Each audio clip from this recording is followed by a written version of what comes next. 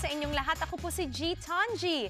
And we have our first live show of the year. Thank you so much for joining us. We've got our friends here from Aquino and Lo to tell us all about what's coming up for the immigration deadlines.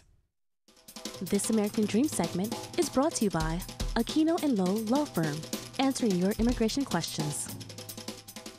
Hello everyone! Manigong bagong taon sa inyong lahat. This is a live show that we're doing. Immigration continues to be in the forefront of political news. Kasama natin, of course, ang ating lawyers, Attorney Allison Aquino Silva and Attorney Richard Lo. We're here to answer questions from all the viewers that are going to be calling in. So please, if you're watching us, do call us at 1-800-553-5724.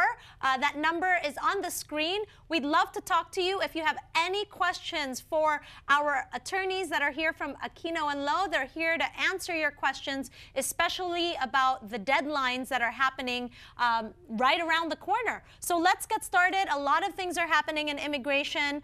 Tell us about what Congress will be dealing with in immigration since the funding is going to be cut off very, very soon.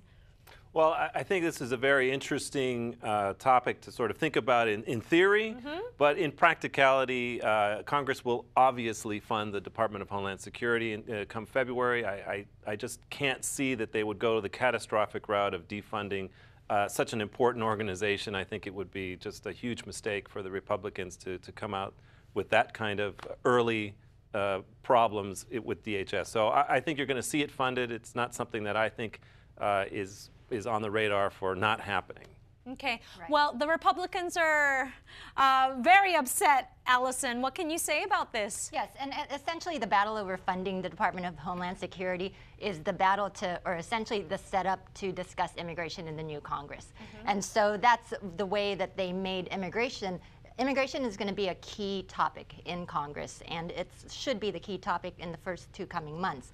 A lot of people are worried, however, because they see everything that's going on in Congress, and they wonder how that's going to impact the president's executive action, and whether the executive action programs that are set to start, like you say, at the end of February and also mid-February, mid-May, whether those are actually going to go through.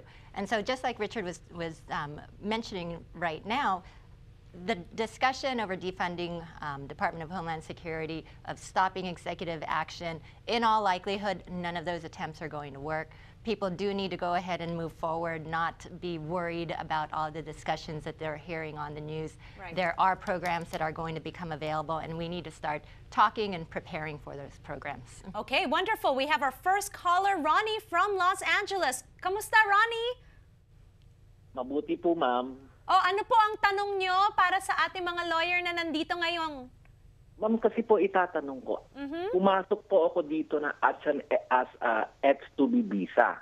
Okay, H-2B. H-2B visa, yes, ma'am. Okay, so the Is there work any visa. chances po na kasama ba ako doon sa yung sa bagong batas nila ngayon yung tungkol sa immigration reform?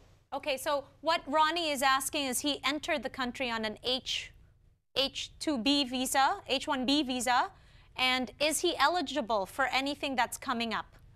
Well, in this particular scenario, I believe he said H-2B instead of F-2B. And so presuming it's H-2B, which is a temporary work visa, as you point out, the requirements in order to be eligible are more whether you're a parent of a U.S. citizen or green card holder. Also, when you enter the United States, the different programs have a requirement that you enter the U.S. before January 1, 2010. And so the type of visa that you used in order to come into the U.S. isn't so much relevant. The main important thing is that you entered before January 1, 2010, that you're a parent of a U.S. citizen or green card holder, that you have been living in the U.S. continuously from January 2010 to the present time, and that you were already out of status as of November 20, 2014. So in Ronnie's particular situation, he entered, but we don't necessarily know when he entered, so we would need to take a look at that. We also need to know whether he continued to maintain his status up until November 2014. So individuals do need to come and seek consultation regardless of the type of visa that they entered with, because there are many opportunities as long as they meet those minimum requirements. All right. Okay, we have our next caller, Reynaldo. Reynaldo, kamusta po? Hello, good afternoon. Magandang hapon po sa inyo. Ano po yung tanong nyo? Ang tanong ko lang po, pumasok po kami dito noong 2009 as a tourist. Ngayon 2009 po kayo dumating. Apo, mga anak ko po, citizen na sa Canada, and ini-sponsor po nila kami. Pwede po ba dito kami mag-start sa US going to Canada?